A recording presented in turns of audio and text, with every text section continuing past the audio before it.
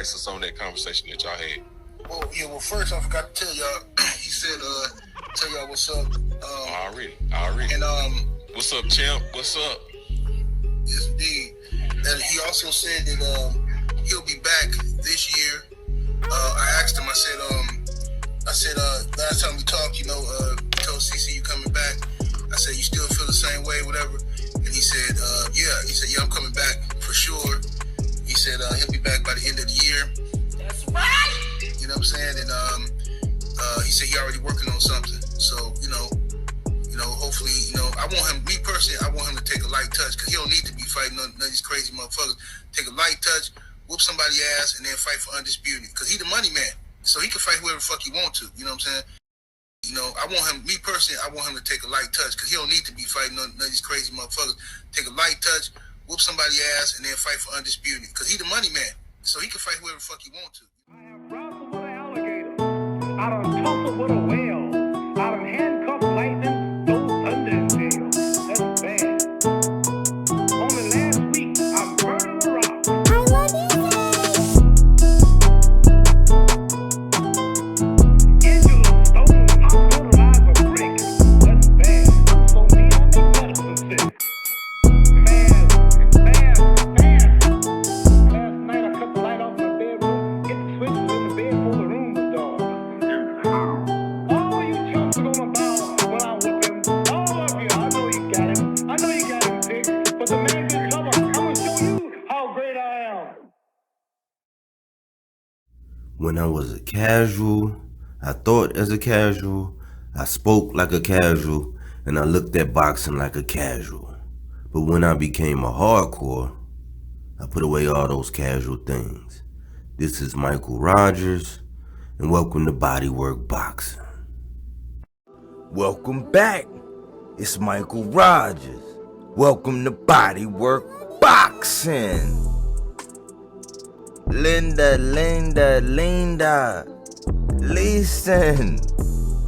listen, man, it's soft touch season. Now, some of us only have access to the champ one way. So here we have the biggest fans, the ones with the access. And if I heard it correctly, they were saying, you coming back, that's good. We want you to get a soft touch. We don't want you to fight no crazy motherfuckers. You want a soft touch. I reiterate, a soft touch. Cause you the money man. So you can fight whoever you want. Man, these goalposts, man, I'm telling you, man, from month to month and from fighter to fighter. Because, when they were saying he was the baddest man on the planet, I was like, oh, okay, cool. You know what I'm saying? He got that right hand. Ain't nobody been able to stop it. You know what I'm saying? Guilty until proven innocent. And so, when he got up to I guess he was 42, and then he got the draw. So he was 42-0-1. I was with him. When he went back and forth again, and he got knocked out,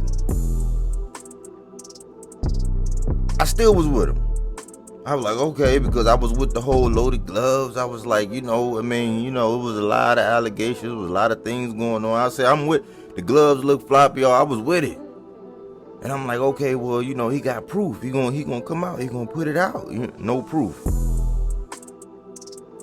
Fury got dragged through the mud, for a long time, and was accused of ducking, and got to see other footages of people catching images of people in the midst of punching and saw other floppy gloves, and then I'm like, okay, man. But then when Mark Breland got fired for throwing in the towel, and they started praising the black man like arguably the most decorated amateur in U.S. boxing history, got fired, and everybody was celebrating that a black man lost his job. I wasn't with it no more. I wasn't with it. And then when Sugar Hill picked up Fury, you know, and he started training them, and they was saying they wanted that man to burn up in the car, I wasn't with it. I wasn't with it. When they were celebrating that it had been like over a year, 300 and whatever days, and Mark Breland still ain't have a job, I wasn't with it. When Deontay Wilder hired a dude that he once knocked out before, and Malik Scott, I ain't no genius, but I wasn't with it.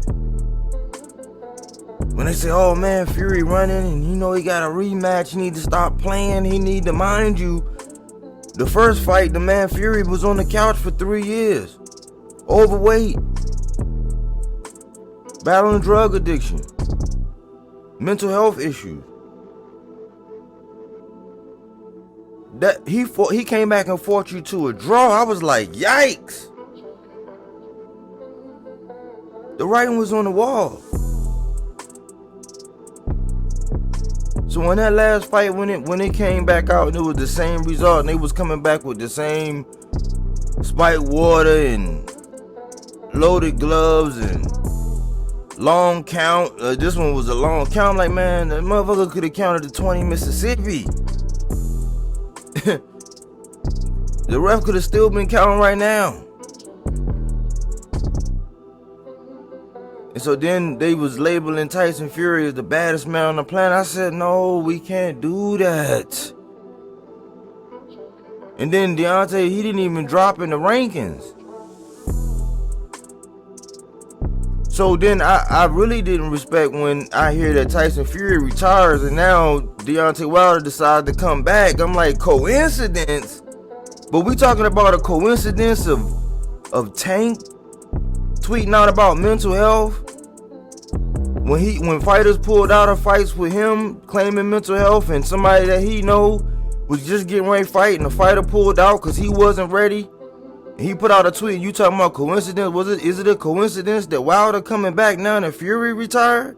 And he was the baddest man on the planet, because I heard after Fury beat Wilder that if you wasn't, 6'9", 300 pounds, you ain't got a chance. I'm like, oh, so it was the advantage. It was because you was always the bigger man.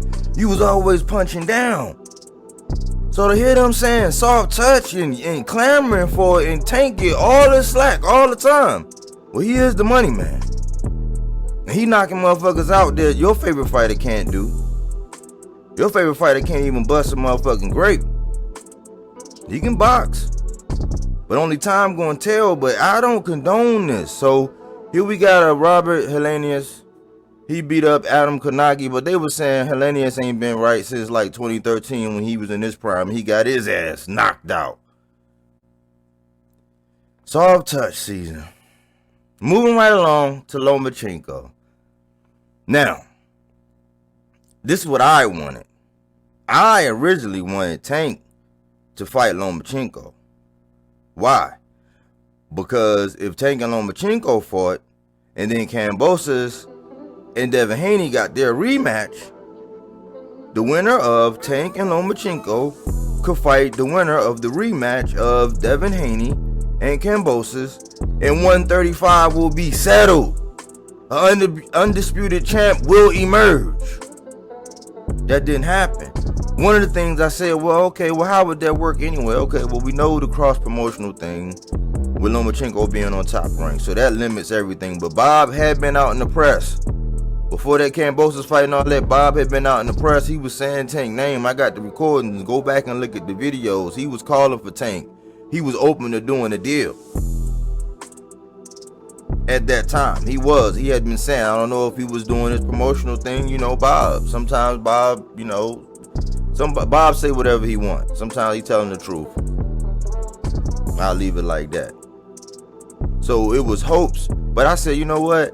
It wouldn't be right for Tank to come back, for Loma to come back and fight Tank. Why? Because they're going to say, oh, his mind was in the war and all this. And then, mind you, Devin Haney fans, they were saying, man, why is George Kambosos coming out and calling for Loma? Don't you know he at war? Don't you know he at war? So Devin beats Kambosos, becomes undisputed. And the next two names he says Lomachenko and Tank. Well, Tank is over there at TMT. Mind you, he left Eddie and went and signed a deal with Bob. Now, if Tank was the money man, who everybody wants to fight because everybody says his name, at that point in time, Devin Haney could have said, you know what? Let me go do a one-off with Floyd. Shoot, maybe I can get a 2-fight deal. Maybe I can kill 2 birds with 1 stone. Maybe get a 3-fight deal. Tank with a rematch clause if that's what you want to do, because you be getting rematch clauses anyway. You got one with JoJo Diaz, so you get your rematch clause, and then you could have got Rolly too. So you could have did that deal, got the biggest deal, gave all the fans they want, but all the slack gets translated over to Tank for staying put where he was the money man, where he is an attraction, but he's also a predator. So I said, man, it's crazy how everybody calling for Loma now. Respect to what his country was going through and all that, but man, everybody started saving Private Ryan, man. I was in the military, so I have permission to speak. I don't care, you know what I'm saying? I was actually in it, so I am privy to speak. But everybody, so Usyk came out. I said, oh, okay, so now that's gonna give Lomachenko to pop his head out the hole. So, like clockwork, if you just wait long enough, Lomachenko pops his head out. Lomachenko getting ready to fight a young man named Jermaine Ortiz, who basically beat up Jamel Herring after Jamel Herring got beat up by Shakur Stevenson. Salute to the young man, because he recently did an interview, I guess, saying that if he was able to be the one to be able to say he beat Shakur. There's not a lot of people actually calling out for Shakur. There's a lot of people that's being associated with Shakur's name, but for him to say that, hey, I salute. Whoever got you the deal, whoever got you put in the mix, because obviously you saying this guy's notable enough to where he could mess it all up. You know, he could be an upset. So I mean, a lot of people don't even know who he is. If you really buy boxing, you'll watch. You know what I'm saying? If you keep up with it, you'll know. You can follow. But I mean, to get put in the mix when you talking about the next fight being for undisputed with Lomachenko and Devin Haney, like how much of a risk? That's why I didn't buy into the whole thing about Devin Haney really wanting to fight Tank when he's under contract with Bob, and they were saying, oh, it don't matter because contracts didn't matter. I'm like, y'all really think that Bob got you in a 3-contract deal and you did a deal, but he was really going to allow you to go risk it and fight perhaps the most dangerous boxer in the game right now? All things being considered in Tank. At that weight class. He really was going to let you risk that. That's why I'm like, look. And now, everybody's okay with Loma fighting this guy in preparation. Like, no, see, the baddest men on the planet are like Earl. Earl said, tune up. Tune up. But here we got two of the greatest, the people that everybody proclaim are some of the greatest, the best boxers in the world, are coming back with quote-unquote soft touches. God damn. Anyways, man, hey, this is the Pulse, man. Like it or love it, you know what I'm saying? I really don't care. Thanks for tuning in. You know what I'm saying? I would love to know what you think. And if you want smoke, man, just say my name, man. Thanks for all the new subscribers. Thanks for clicking and liking and views and comments and everything and the growth. It is what it is. Some of us been following, we loving, we hardcore. This ain't no casual stuff. We take things for more than face value. We do that body work. All right, I believe you. But my Tommy gun don't. Get down on your knees and tell me you love him. My word, I do what I do. He knows what I'm about to tell him right now. It's Mr. Keep running your mouth. That's what I do. I just feel like I'm the champ, and at the end of the day, I'm just a fighting motherfucker. It doesn't matter. Inside, outside, I can just fight. So I just feel like if it gets down to the wire, we gotta lock it up. out on top. Hey, look, as you can see how I'm looking, I stay solid. I'm always solid. I stay fuck solid up, right? You know what I'm saying? To the fans and all. Do that job outside the ring, in the fighter. Like I said before, there ain't no safety on the clock, so I'm gonna do it.